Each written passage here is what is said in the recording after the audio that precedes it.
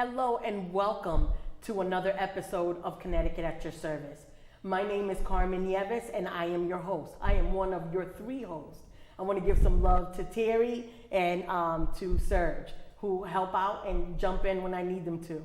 We come to you live each Tuesday at 6:30, where we feature individuals that are making a difference in the community by what they do and how they serve our community. Our goal is always to educate, entertain, and engage individuals in our community about how to access services, how to speak up for themselves, and today is absolutely no different. I have with me today my friend, my new friend, Erica Galassi, who is with the Climb Out of the Darkness here in Stratford. And she and I met actually through her husband because, and Jason, just to give you a shout out, he and I worked together at the workplace, and we put together I put together a show each Friday, and it's called Feel Good Friday. And there was we get to educate our staff about events and resources and things like that that are happening in the community. And he said, listen, will you post some information about the climb that my wife is the leader for? And I'm like, I'll do better than that. We'll have her on the show. So Erica, thank you so much for being with us today. Thank you for all that you do. And I would love for you to tell me a little bit about yourself and tell me about the climb. Sure. So my name is Erica, and I'm a resident here in Stratford, Connecticut. Obviously, my husband is Jason, whom you work with, and I have a beautiful 5-year-old named Giovanna. Yes, she's beautiful. Yes, she is beautiful. I'm an art teacher at Stanford High School, and I'm currently in grad school working on my third master's degree in art therapy and counseling. And I do aspire to work with moms going through pregnancy and postpartum because I myself have obviously lived experience and having moms find their creative outlet and heal through art therapy and art as psychotherapy and work through their traumas. Aside from that, just amazing. And I thank you so much for all that you do and for being with us today to share your story. We're going to put up your flyer about your climb, and I would love for you to share with our audience some information about the climb and how they can get involved in the one that you have coming up. Sure, absolutely. So Climb Out of the Darkness is essentially a community walk. However, we are going to be doing some yoga and meditation right here in Stratford on Paradise Green Gazebo. And it's going to be a family event, so there's it's to bring awareness to perinatal mood and anxiety disorders and to build a community here in Stratford locally, maybe a group of moms and families who have also lived experience through the postpartum period. There's Princess Elsa visit, there's kids activities, we have chair massage coming, we have some vendors as well, that a sex and relationship coach. We also have a local doula who's going to come. So a lot of vendors, a women's center in Milford as well is going to be, sharing their resources locally. So I think it's really important to bring that awareness here locally. So Lower Fairfield County hasn't had a climb in about 8 years. Wow. So due to my own lived experience, as I was mentioned, I think it was really important now that I'm in a really good headspace for, not only was I a sufferer, but now I'm a supporter and I'm an advocate and a survivor. So I think it's really important to bring that here. Well, thank you. I mean, I can't even tell you. First of all, I don't know how you both do this work without crying. I had to physically, I lie you not. I had to get napkins because I'm just getting ready. I just want to let you know. So who do you have it with you here, Erica? Because I know your name is Corey, but I would love for you to introduce her, and then I will share some thoughts about her. And then we'll get into kind of the overarching organization, okay? Yeah, absolutely. So this is my friend Corey. I met Corey a couple of years ago at another climb event in New Haven. Again, I felt, a couple years ago, I was finally, as I was saying, in a really good headspace to kind of advocate and talk about my experience with other moms and other families. And she was the climb leader in New Haven, and so we just kind of started talking, and I am now part of the fundraising and events committee for PSI, the Connecticut chapter. And then she talked you into being a leader, right? Yeah, and and now she's a friend. Oh, she's a friend, right? Yeah. So Corey, thank you so much for being here, and I would love for you to share your story. but you, Corey Bernard, and you are a certified prenatal mental health clinician. So first, tell me what that is, and then tell me a little bit about you. Okay. So yes, I'm a clinician up in the Hartford County area, and there's a certification that you can take through Postpartum Support International to become certified in particularly working with folks during pregnancy, postpartum, and that includes fertility journeys, it includes perinatal loss. There's a broad spectrum of who those clients might be. And so I have that particular certification, and that is the bulk of my practice and the work that I do. And this, you mentioned that you also had lived experience, and Right. this is how you, and really this really became your life's work, right? Because Yes. it's been going on since Yes. 2015. Yeah, so I've been involved with PSI for probably about a decade on some level or another. Yes, I've lived experience. I have a 12-year-old and a 7-year-old, and 12 years ago, when my first was born, I suffered from postpartum depression and anxiety. And at the time, there was very little available in Connecticut in terms of resources, supports, or services. And so a group of us started getting together, trying to improve services that were available. Help each other, yeah, be a voice. help the community, Listen, really. right? And it grew and grew, and then attended trainings, and then brought trainings from PSI to Connecticut. And then in about 2015, 2016, they asked us to become a state chapter. We were just kind of a grassroots organization, oh my golly, at that time. And they asked us to become a state chapter, and we did. And so now we have an pretty much all volunteer organization that within this state, and then PSI has the same in about 46 states across. I thought that was incredible. Yeah. One of the most impressive things when we were talking off camera is the statistics about the lived experience. Share that Right. with our audience. Right. So about when we're talking about perinatal mood and anxiety disorders, we're talking about everything from postpartum depression, anxiety, OCD, PTSD, bipolar disorder, psychosis, and about 1 in 5 women, 1 in 10 men will experience depression or anxiety, just those two, during pregnancy or postpartum. And these disorders are not discriminatory. Like, it does not matter if you're an adoptive parent, if you're a non-birthing parent, it doesn't matter if you suffered a loss. And so the numbers really, when you think about them, really do touch so many people in the community. As you were saying earlier, you know, it's not just about the parents or the mom. It can be the grandparents and aunts and uncles and neighbors and friends. It affects everyone, because Yeah. sometimes you don't Right. even know what to say. I want to just take a quick pause. We have a flyer that talks about the services that Yeah. I think this is so important, because one of the things that we were talking off camera was that even if you're not the one that's suffering or affected, somebody in your life that you love is, and you can find out what, because I will tell you, I don't personally have lived experience, but my daughter does. And it's hard. I knew this was going to happen. It's okay. It's hard. I don't know how you do this work and not cry. We have our moments. You know what I mean? Especially even though I didn't give birth myself. It's very difficult to know what to do when you see your child or somebody that you love that needs help. So I would love, while I get myself together, if we could put up the flyer, and if you could just share what services PSI offers. Absolutely. And tell me what PSI stands for.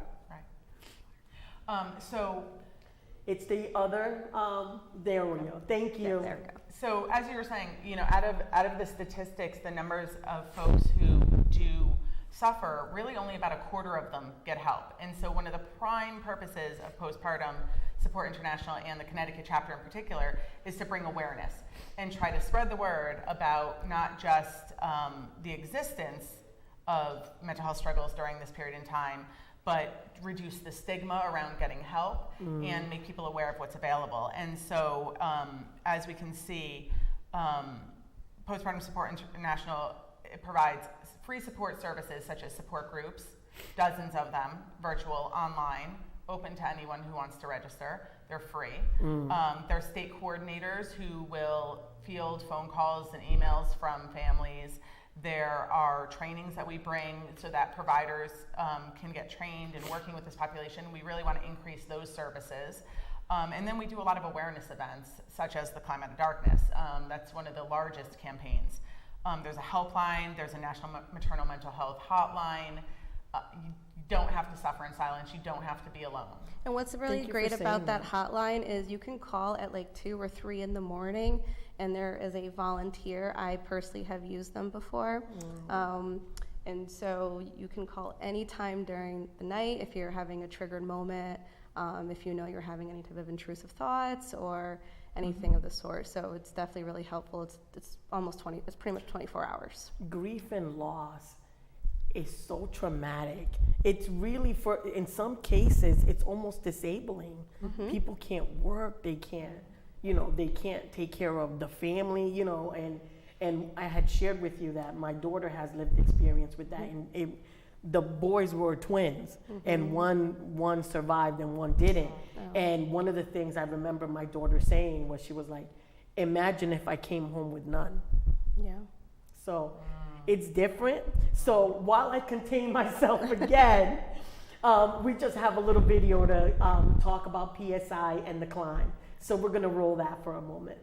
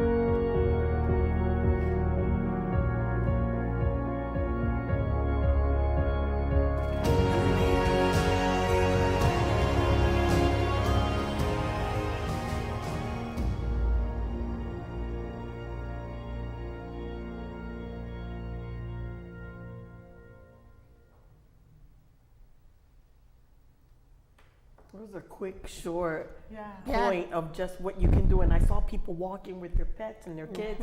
The climb here is a little bit different. So how is your climb being structured this year? And this is an annual event, correct, ladies? It's an annual event for years. It's in June and October. And every climb is a little different, as you said. They're not just happening in Connecticut, they're happening all over the country and internationally. There are climbs that happen in other countries. And so each climb leader gets to make their climb unique. That's awesome. And are they done the same day, or just whenever? No, it could be climb weekend. But that's wonderful. Yeah, so it really gives ownership to that group, right? Yeah. That's wonderful. Yep, and I think for June, I think there's 7 climbs in different counties, and then there's 5 in October. So if you can't join one in June, you could definitely find one in October that's in Connecticut. That is wonderful. I just want to, so the information is up there about the climb. So you want to just read that for us? Sure. So in order to register, there is a waiver that is involved, but just to get a head count. But again, feel free to come. We'll have waivers there. You would go to classy.org/team/and for Lower Fairfield County, it's 473178. But if you go to the Postpartum International website, you can specifically go to Climb Out of the Darkness. You can type in the zip code, and you can very easily search for Lower Fairfield County. Or where they're wherever they're walk from, near you, exactly. or climb near you, right? Yep, a climb near you, exactly. Yep. So it's really easy. Now you mentioned, ladies, that this is primarily probably 99% volunteer based. How do people get involved with your organization if they wanted to? We talked a lot about how they can access services, but how can they support the organization? There's many ways to support us. We are a 99% volunteer organization. Our state chapter is, and you can go to psictchapter.com and you can find our chapter website. And there you can find all the different types of work that we do, the different committees. You can see if there's things you might be interested in getting involved in. You can just reach out to us and we'll help talk you through all the different opportunities. We can always use state coordinators who are just individuals around Connecticut who are available to be like a warm voice on a phone to someone. We're always looking for, support group leaders or climb leaders. This is the first year we've had more than 10 climbs in Connecticut. And we hit 12 this year. We're really excited about it, which is why having a new one here is so exciting. That you started with friends and you're like, nudge, nudge, I need you to be a leader. Yeah, that's awesome. Let's do it. But there's many opportunities both to volunteer with the organization or just at an event that we're doing, come and help out, or to just spread the word online and help support us in that way. I think that's wonderful. So tell me a little bit about what you think is next for PSI and for the climb. Have you, because this is annual, right? Yes. So it's almost like you finish one climb and you're getting ready for the next one, right? Yeah. Yep. We have a statewide climb coordinator, Kristen Dillon, who's wonderful. Couldn't join us today, unfortunately. And so she kind of has a never-ending job. She helps support all the climb leaders leading up to their climb. She's co-leading a climb herself this year as well. So she's double duty on that, and then she'll help the October climbs get ready for their climbs, climb leaders get ready for their climbs, and then kind of start over for the next year. Other than that, the organization itself has a lot going on. In the fall, we have 2 authors coming to the state to do some readings in Middletown and question and answer periods who have both written books about perinatal mental health. We have a big member event in the fall that we do. We're one of the beneficiary organizations for the Hartford Marathon this year. Okay. So we have quite a bit going on. Oh, that is amazing. Yeah. So as you're, and this is this question is for both of you. Sure. So what advice would you give individuals that maybe, look at that. No, is it this one?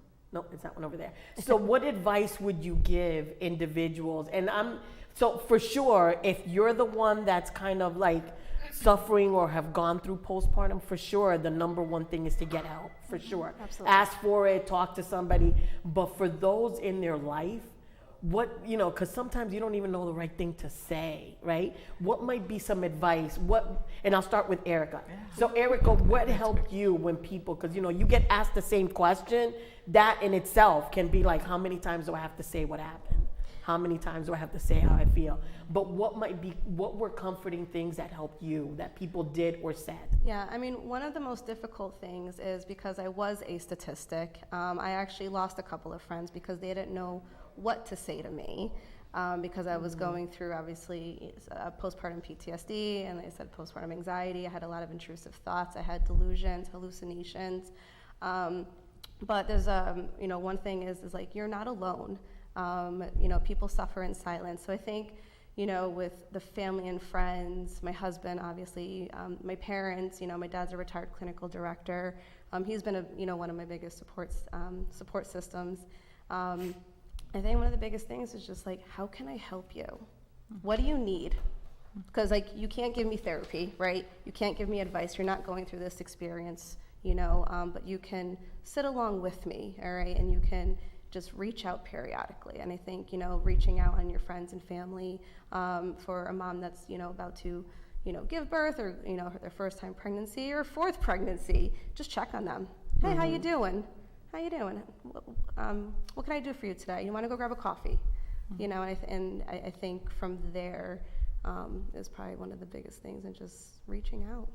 Thank you for saying that, because sometimes we don't even know what to say. My daughter, I try to call her, I try to visit the baby. I'm always thinking about the baby. I even started a company in honor of, of the baby and everything. It's like we always check on the kids, but we never check on the parents. I want to go see the baby. How I just want to go see. That's a good point. Vicky, Yeah. I'm going to call you later. And sometimes you have to say it more than once. How are you really doing? Yeah. How are you really doing? That's really great advice, because I'll say, yeah, I'm okay. Yeah. And the other thing to know is on postpartum.net, which is PSI's main website, there are resources specific to family and friends and to explain what the person might be experiencing. Yes. There's information sheets on every disorder, and there's information for dads, for family members, for friends to help support. So you can always go and kind of just educate yourself a little bit and then feel more able to support the person. I just think that's great. And so could you name some of the organizations that you kind of, if you partner with locally, that kind of help PSI partners? Because you said that you do trainings, that through PSI you offer trainings and things like that? Right, so PSI offers a lot of trainings. In the past, we've had some of the trainings here in Connecticut, sometimes with the Connecticut Women's Consortium, which is in Hamden. Mm-hmm. We've done collaborations with March of Dimes. Okay. Before. Yeah, they're a great organization as well, in the same realm of work. You have some local businesses that are partnering with you for the climb, right? Yeah, as kind of like vendors and sharing their services or setting up a table. So, so they're going to have vendors and you're going I'm to gonna have vendors have a couple, and things yeah, like a few that vendors. too? Yep. And you're doing yoga? We're doing yoga, mindfulness, and meditation, and sound baths. Okay, and usually when you do the climbs, are they always like at the same time, or they're just general based on what the climb leader and the folks that are participating do? Correct. So it's, yeah, I mean, as we were saying, that the climb could be very unique in anything. The climb just signifies climbing out of a dark period. How are you going to do that? By raising awareness. So it's a really good symbolic representation of, coming out from the dark. You're not alone, and there are other people that are going through this with you. I can't say enough, and again, I'm going to say that I don't know how you do this work and not cry, because I can't even start to think about it and not cry. So what do you think, if there were other organizations or people that are looking to support, what would you say to them, to either businesses or organizations or education or even employers? I mean, I think that would be really great. What's a way that businesses can be supportive of their employees if they're seeing I may not be telling you and I'm coming to work every day, but I'm just going through the motions because so much going on. Yeah. What might be some advice of how employers can be more friendly to kind of mental health and things that happen to the mind, the body, and the spirit? Well, I mean... That's a loaded question. I know. Yeah. That's a Fix really loaded question. me. I'll try to answer it fairly. Some don't know. Some employers don't know, honestly, what to do. Right. You tell me you need time off, so I'm going to give you time off. You tell me, I don't know. And then it's hard at work. I work for Jason and I work for an organization that has 200 employees. Mm-hmm. And I can't, when all this happened with my daughter, every time somebody came to me and it just was a complete breakdown every time. Yeah. Mm-hmm. Every time. That becomes tough. So what could employers do to be more friendly to individuals facing, and for sure postpartum, but levels of just mental health, because what triggers it may be different, but what it's doing to people could be common, right? Yeah, no, of course. I mean, ultimately having good policies at your company in terms of, specifically for this maternity, paternity leave, but FMLA leave in general, and encouraging people to use their time off, encouraging people to take a mental health day, encouraging people to go home early if they aren't able to be present and feel good that day. I know that's a fine line for some businesses. Their goal is to get the work done and make money. Or they're family owned. It's like if people go if home we're not here, then we've got right. no business. So as you guys were talking about that, this is a national organization with over 46 chapters or climbs throughout the country. Is there any legislation that you guys are championing that talks about, because you mentioned that when you started, because you co-founded it, right? Yeah. That this is through lived experience, and then you ultimately, both of you were champions and advocates. And that there were a lot of services and resources that either didn't exist or you didn't have access to. So is there anything that you guys are working on to talk about to help with benefits or whatever? Yeah, actually, this year is the first year that we've had specifically an advocacy and policy committee within our state chapter, and we are starting to do a lot of that work. We were there a couple months back at the state capitol doing some testifying on a bill related to, a bill, I was trying to think of the number of the bill, but I don't think I can remember it. Would it be on your website? Yeah, probably. Okay, good. But Make the sure you go bill, to the website. the bill is related basically to wanting their, the state wanting there to be a toolkit of information for hospitals to give out to parents and more education within hospitals for nurses, doctors around perinatal mental health, so that when parents leave the hospital, they're not leaving without resources, they're not leaving without guidance or what to look for in how they're feeling. I think that's amazing. Yeah. And it just reminds me that when my daughter was in the hospital, an organization, I remember that she said came, and it was Teeny Miracles. Tiny Miracles. Tiny Miracles. And she was talking about how they came and gave her like poems. I think that would be that should be like a gimme. You know, that if you're going to the hospital and this is happening, that they're giving you resources for things. Yeah, There are great resources around perinatal loss. Yeah. That come. Yeah, I think it's really important too, because if you think about it, I mean, for, I guess, quote unquote normal birth, you get your 6-week follow-up with your OB. And I remember, I needed help 5 days after I gave birth to my daughter. And that's when I had my, a traumatic experience. My daughter was born with a rare pediatric endocrine disease, and she also had some other health issues before she was born. So it was, my whole maternity leave was in and out of the hospital, and seeing specialists and, chronic blood work. So I think more than just that 6-week follow-up and taking that little survey of how you're feeling, I think it needs to happen like immediately. I think it's lifelong, because some lifelong, people yeah. have things don't come up for years. My brother passed away like 5 years ago, and every now and then, out of the blue, it just absolutely like takes over. So we have about not even like a minute and a half. So I want to ask you last words. What do you think is important, and why is this climb important? I think the climb is really important, just obviously to bring a community of families and women together to know, again, just like you're not alone and we're in this together, and there's a lot of, support and resources out there for you to reach out to. Even if you don't have that family support, knowing that there are, volunteers, through the hotline and through the helpline and through free support groups, which is amazing. So if you think about, if you don't have the great health insurance, know that you have free support groups accessible. Amazing. Corey, in 30 seconds, final words. The final thing that PSI always says is you are not alone. You deserve support during this time, and with help, you will be well. I just thank you so much, both of you, for coming in, for just being who you are, for sharing your story. I think that that's what empowers people to know when you say you're not alone, is that you share your story and you say this is what happened. So please keep doing what you're doing. Keep being amazing. Thank you to our audience and our friends and Serge and Ricky and Terry for all that you do to help this show come every week to our viewers each Tuesday at 6:30.